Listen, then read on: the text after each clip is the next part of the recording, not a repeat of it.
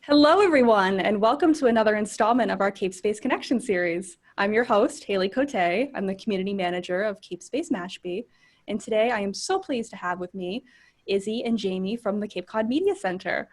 So I feel like the Media Center is a real hidden gem in the community here, so I'm so psyched to be talking to you guys and shining a spotlight on the Media Center.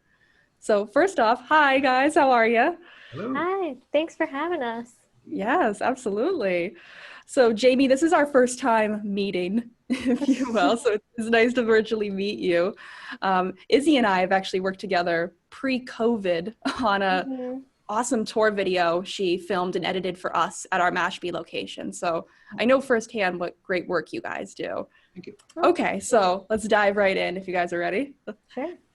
Okay, so first off, can you guys tell us about what exactly does the Media Center do? What kind of services do you guys offer? No, maybe I'll start with Izzi, yes? Sure, yeah. So the Community Media Center is, a lot of people don't really understand what public access television is, but it's this non-commercial form of television that was formed back in the 80s, basically to give us sort of a democratized form of media that's not commercialized.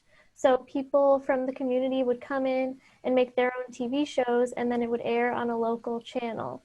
So that has continued to this day, and we're still operating. There are other community media centers in the other towns on Cape and across the country. But basically what we offer is people can come in, we teach video and TV production classes, and then they basically can learn to make their own TV show or short films or documentaries, things like that. And then that content gets aired on the local channel. So ours is channel 99 in Barnstable, Yarmouth, Dennis, Harwich, and Chatham. Awesome. So, and what are your individual roles at the Media Center? I guess, Jamie, I'll start with you there. Well, I'm the training coordinator. Mm-hmm. Essentially, what I do is I set up classes. I teach the three basic classes: basic studio production, how to record a show in like a static studio environment with studio lights and three studio cameras, the recording that takes place in the control room, the video switching, the playing of videos, the keying of graphics, the mixing of various channels of audio, um, basic field production, which would entail using equipment that's typically taken out of a static studio environment, sometimes referred to as ENG equipment, electronic news gathering. Mm-hmm. So like camcorders, wireless microphones, tripods, portable equipment. So you can use them wherever you want. Mm-hmm. And basic video editing, where I teach members how to put all their footage together, shot in either the studio, in the field with camcorders, or both, into one self-contained television show, video, drama, comedy, whatever their production is. Mm-hmm. Oh, awesome. That sounds like a lot of fun. It is, it is. Yeah. Izzy, what do you do for the Media Center? Yeah, so I'm the communications and membership director. So with the membership side, I'm sort of welcoming new members, explaining to them how the process works with getting trained all the way from, the first day when they start taking their classes to when they've completed their production and are ready to air it on the channel.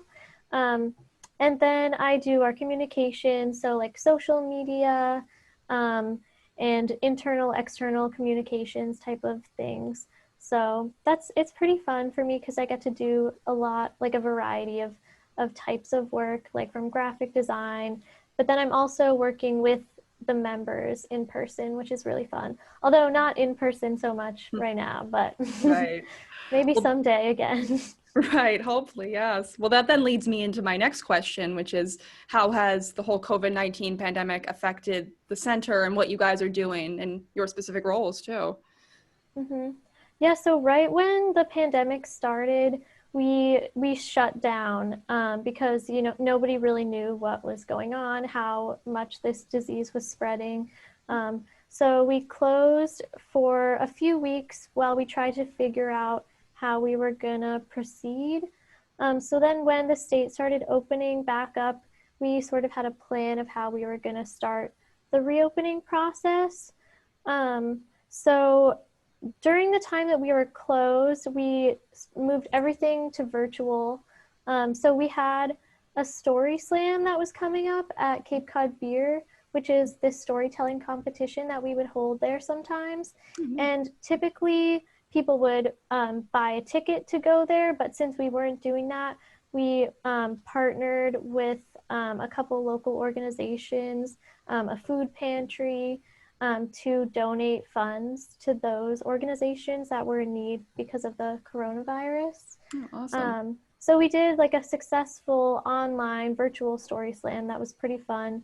And that was sort of the first like totally virtual thing that we did.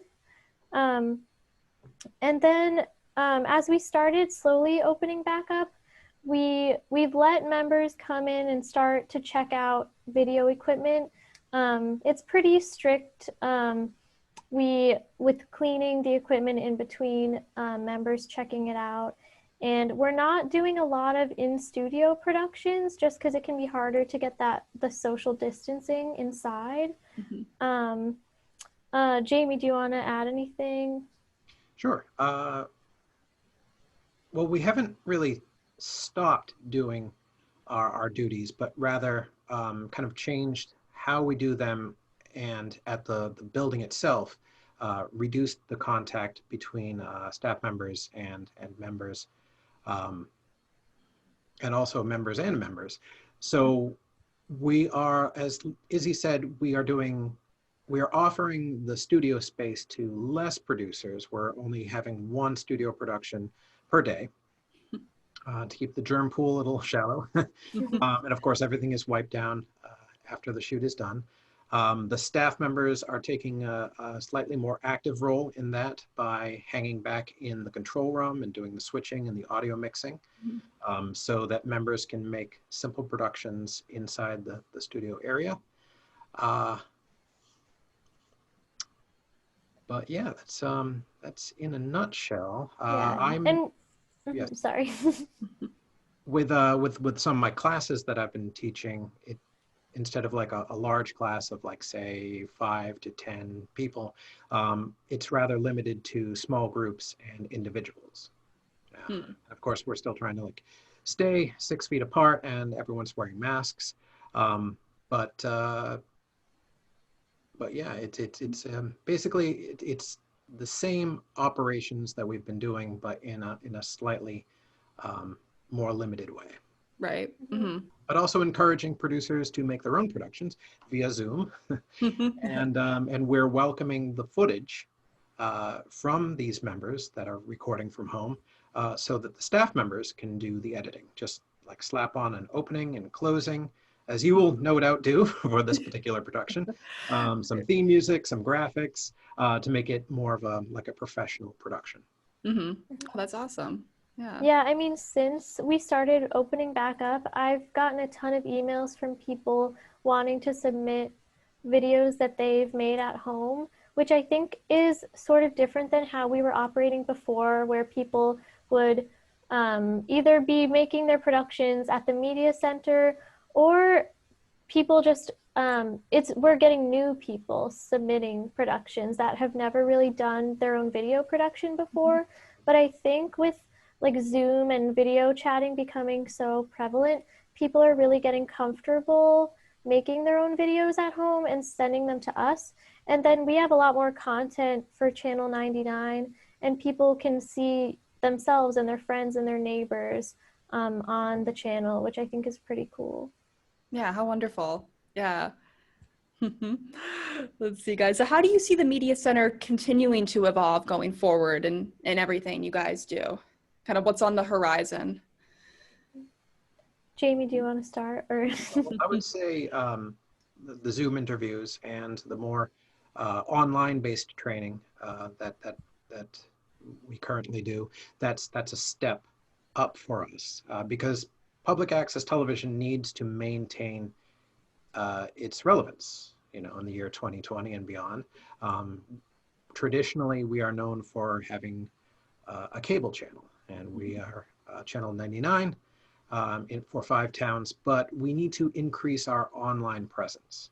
And so video on demand, streaming video, Zoom interviews, that all contributes to widening our impact in the community.